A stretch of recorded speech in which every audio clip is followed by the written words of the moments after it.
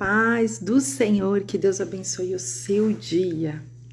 Estamos aqui para mais um dia no nosso devocional, graças a Deus.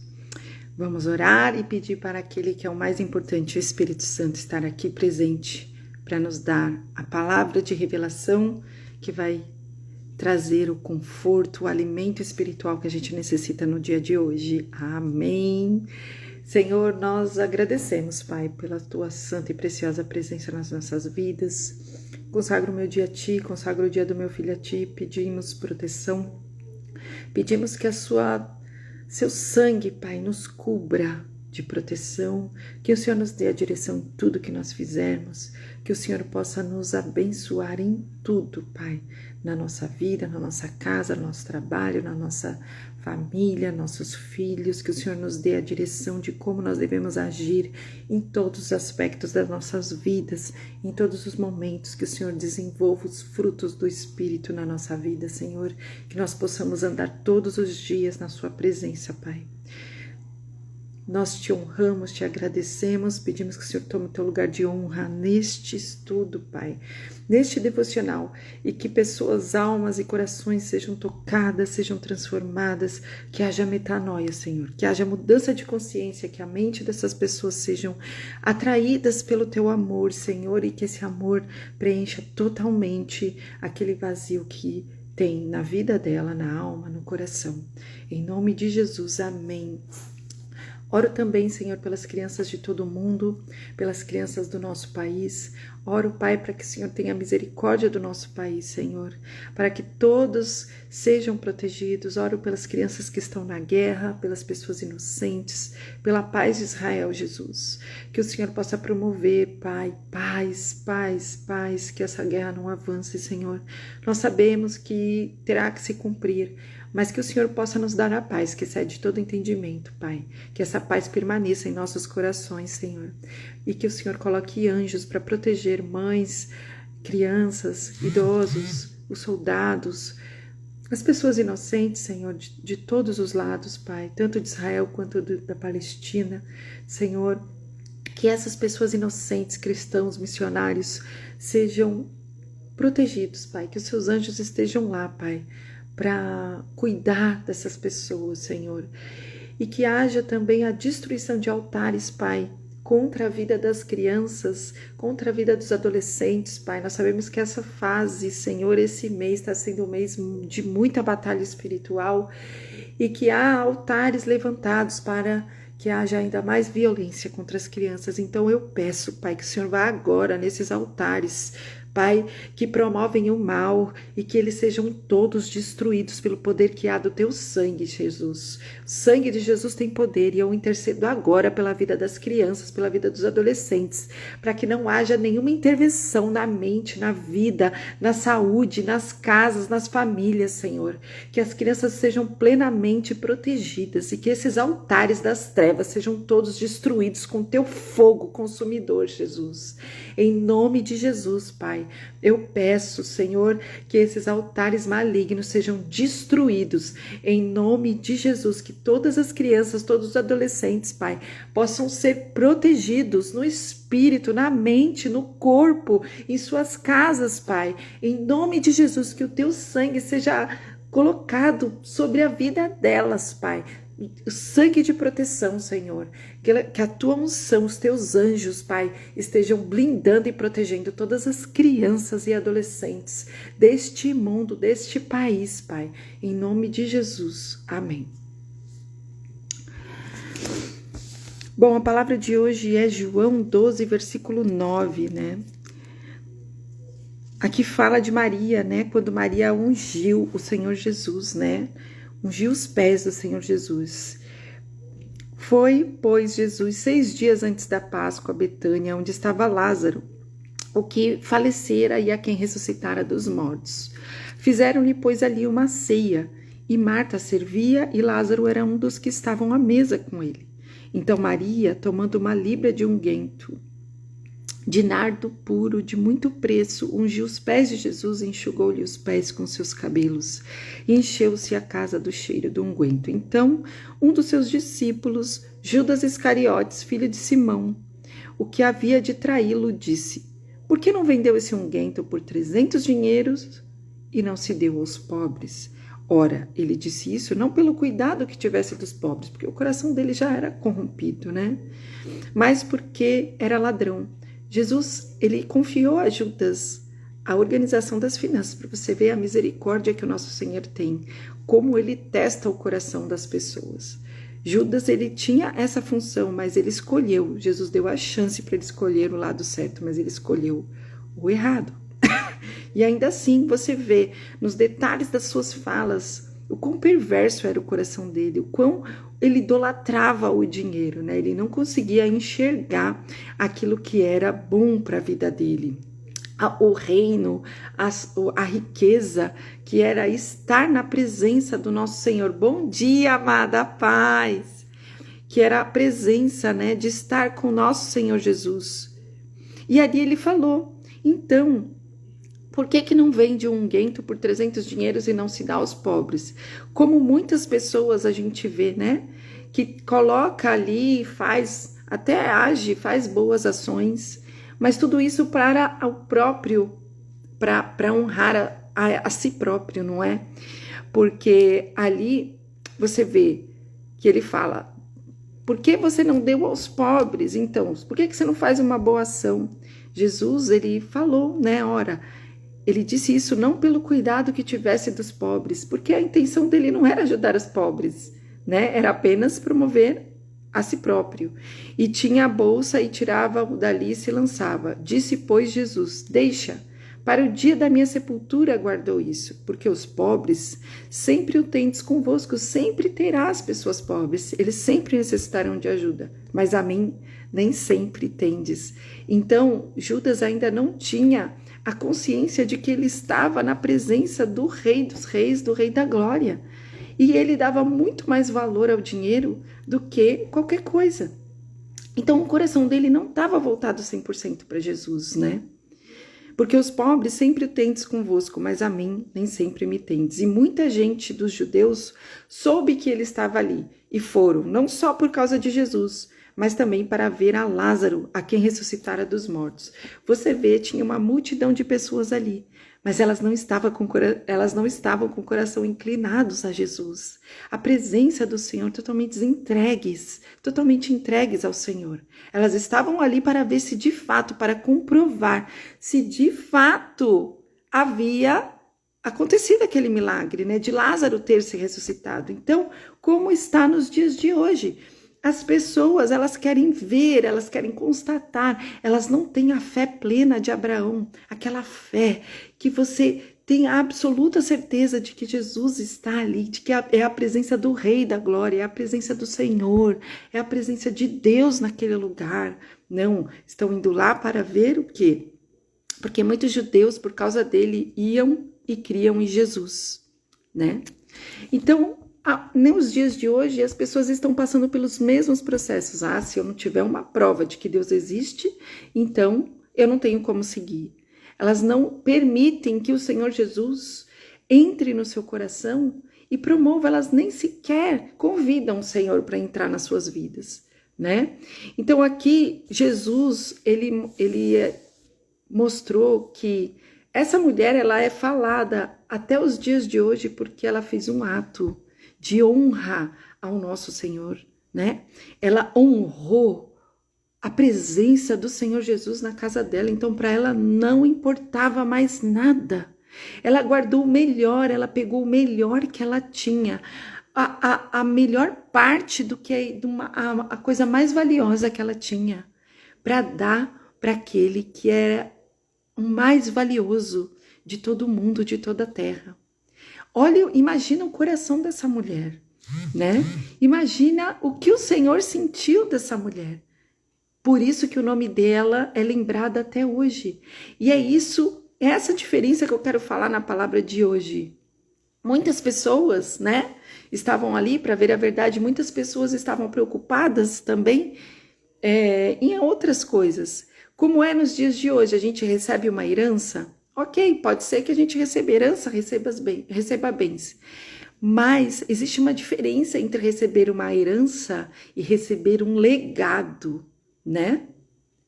Herança é aquilo que você recebe para ter, né? Legado é aquilo que você entrega nas pessoas. Herança você dá para as pessoas, né? Ou você recebe de família. O legado é aquilo que você deixa nas pessoas.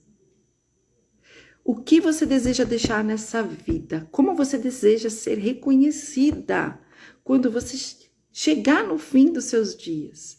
Quando você chegar no céu, de que forma você quer ser reconhecida? Porque você deixou uma herança? Porque você deixou um patrimônio, né? Material, físico? Ou porque você deixou um legado?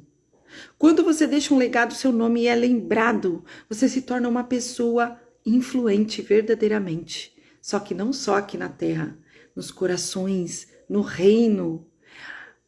Tanto que aqui na Bíblia a gente viu quantas pessoas, eu vou citar apenas 5, pessoas que foram privilegiadas. Por quê? Porque deixaram um legado através do seu comportamento e através daquilo que Jesus deixou no coração delas. Então, esse texto de João 12, versículo 9, revela multidões que foram atraídas para ver Lázaro ressuscitado. Elas não foram atraídas pela presença de Deus com a certeza de que aquele era o Deus Todo-Poderoso, personificado na terra. Não, elas foram atraídas pelos milagres que ele estava promovendo. Veja o coração. O seu coração está pelo amor a Jesus Cristo, pela vontade de ter a presença de Jesus Cristo, pela presença que você quer ter, pelo profundo que você quer entrar junto com Jesus, de sentir a presença de Jesus, de saber que Ele está contigo, ou pelos milagres que Ele pode te proporcionar, ou porque você necessita que Jesus faça. Atenda às suas orações, atenda às suas questões. Qual é o tipo de relacionamento que a gente tem que ter com Jesus? A Maria, quando ungiu os pés de Jesus, ela nos ensinou de uma forma tão simples, tão humilde e tão singela, que ela foi lembrada pelo legado que ela deixou, porque ela teve o privilégio de ungir o Senhor antes da sua crucificação. Ela deixa um legado, porque Jesus viu que ela entregou o melhor que ela tinha, nas condições que ela tinha, só para estar nos pés do Senhor. E quem que teve esse privilégio? Ninguém, somente ela. O que você deseja para a sua vida? Você deseja também estar aos pés do Senhor, sentir a presença do Senhor, amar o Senhor da maneira que Ele te ama? Ou apenas receber os benefícios que o Senhor promove nas vidas? E Ele é Pai. Ele é um Pai maravilhoso, misericordioso, que te enche de graça, de misericórdia, que promove milagres. Mas para que lado o seu coração está inclinado? Porque você ama a Deus sobre todas as coisas? Porque você ama estar na presença dEle? O seu coração está completo, preenchido desse amor? Ou porque você se satisfaz com os milagres dele?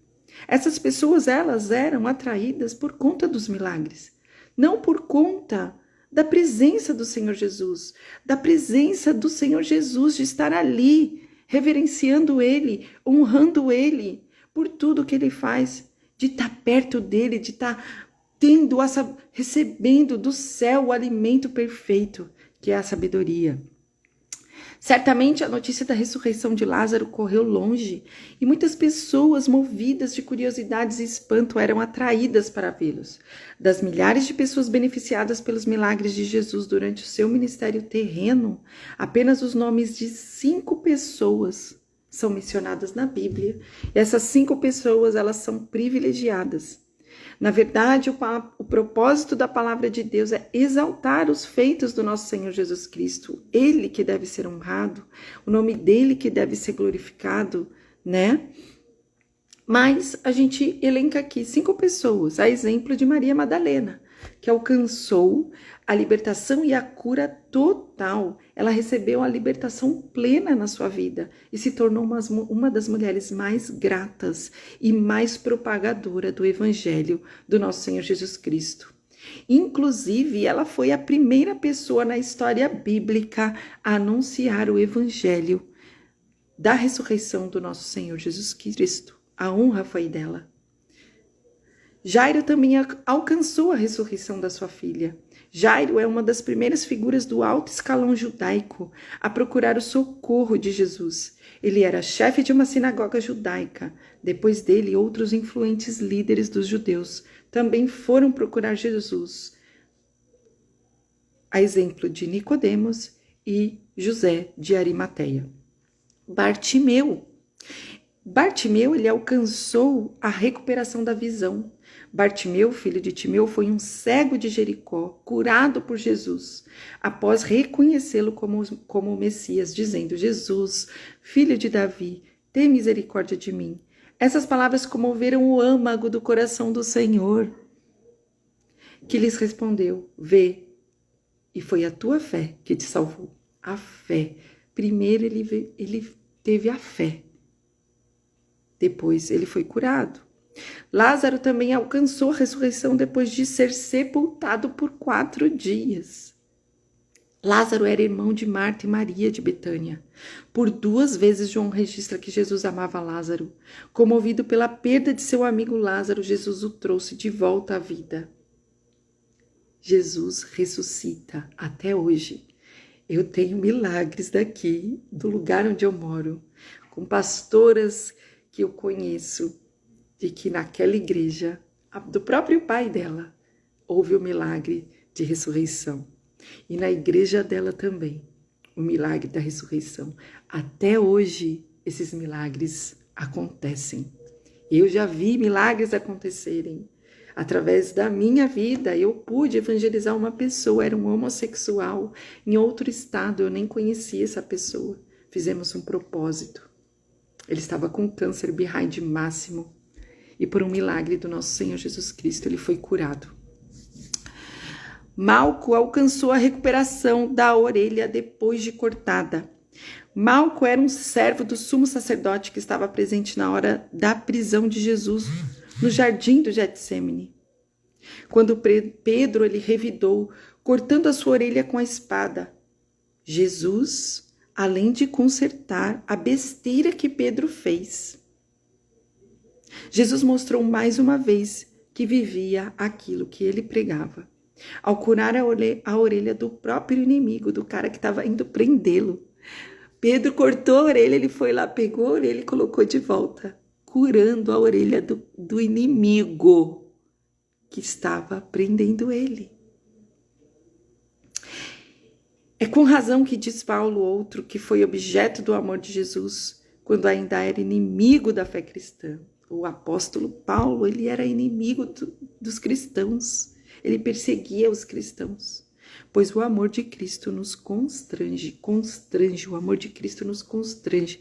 Você chega nesse momento de sentir a presença dele, de ver que ele é amor. Eu aprendi tanto com Jesus. Jesus me ensinou tudo, Jesus me curou de tudo, me curou no espírito, me libertou totalmente no espírito, na alma, na saúde, em tudo.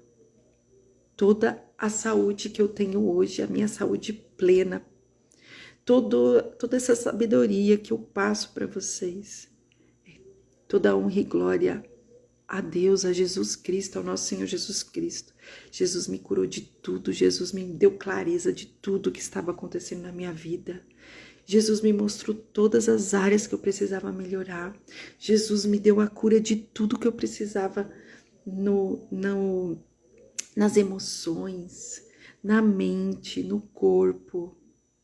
Creia, porque até hoje Ele realiza milagres. Hoje eu estou aqui falando o que eu estou falando, promovendo, é porque eu vivo isso. eu vivo o que ele fala. Eu fui alcançada por tudo que ele diz. Eu sou uma testemunha viva desse Senhor maravilhoso que é o Senhor Jesus Cristo. Além das pessoas nominalmente citadas que foram beneficiadas por Jesus, a Bíblia também menciona várias pessoas anônimas, né? A mulher do fluxo de sangue, que ela padecia por 12 anos com essa enfermidade, foi só ela tocar, Jesus sentiu a presença dela, sentiu aquela fé e ela foi curada. Ela também ele menciona a cura de um homem que tinha a mão mirrada, né? A cura de um hidrópico, a cura de um coxo, havia 38 anos, a cura de um cego de nascença.